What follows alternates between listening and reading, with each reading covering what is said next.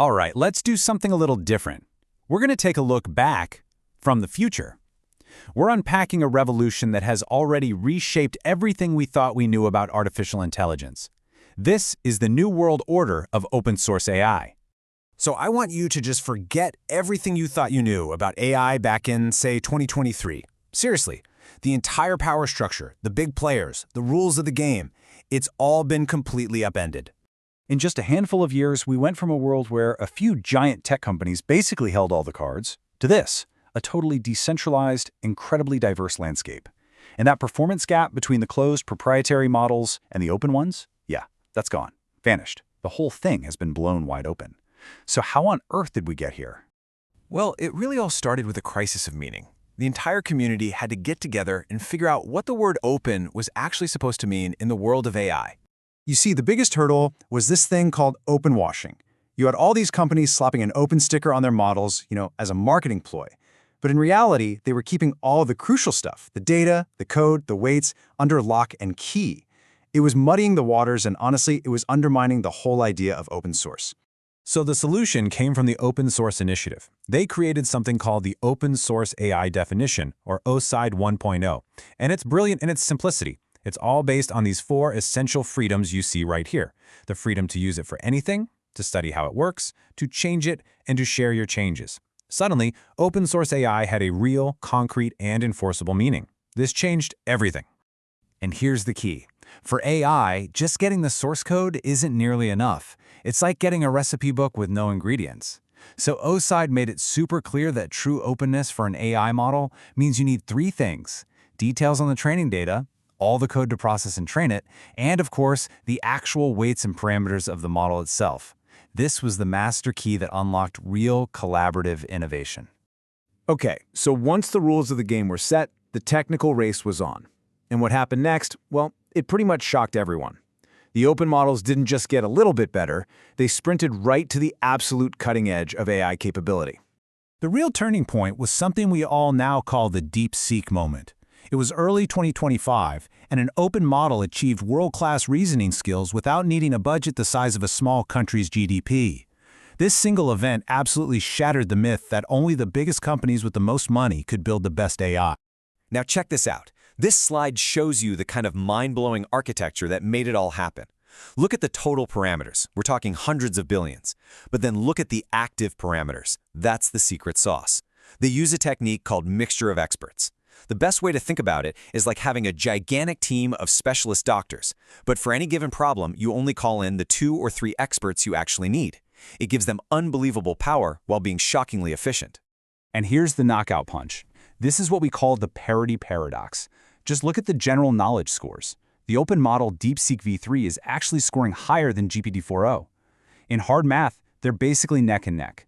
The best open models aren't just catching up anymore. In some really important areas, they're actually winning.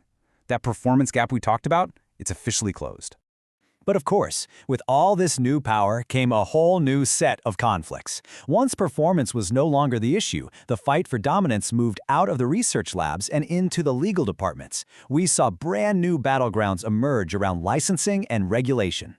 So in the licensing arena, 2 very different strategies took shape. You have Meta, who built what's basically a defensive moat with their Llama license.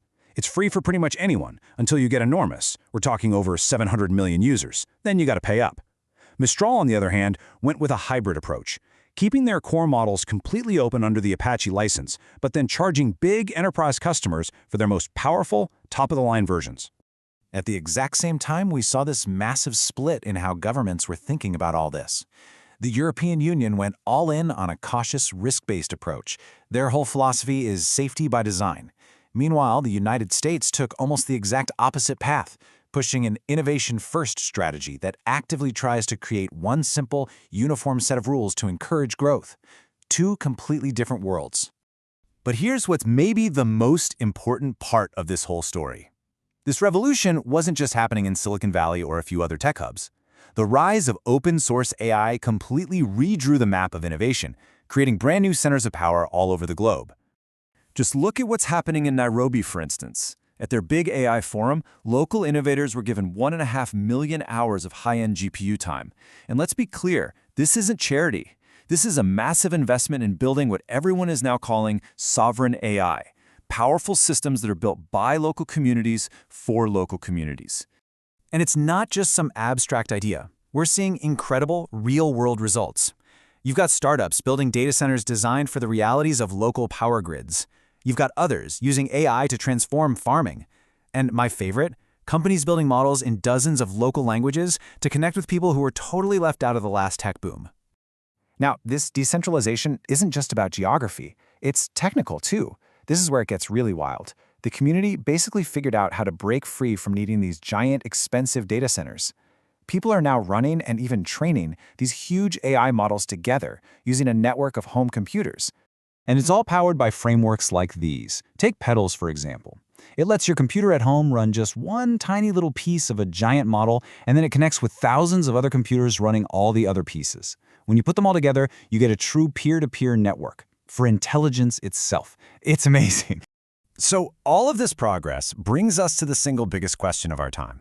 It's what people are calling the sovereignty paradox. We've managed to democratize access to this unbelievable, world-changing power. But in doing so, have we also democratized an unprecedented level of risk?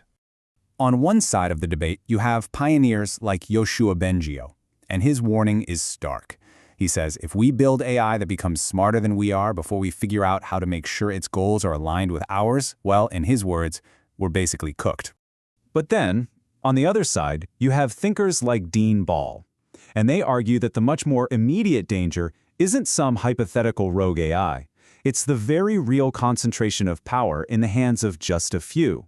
They believe that locking down this technology with the wrong rules could freeze our society in place, controlled by a tiny elite.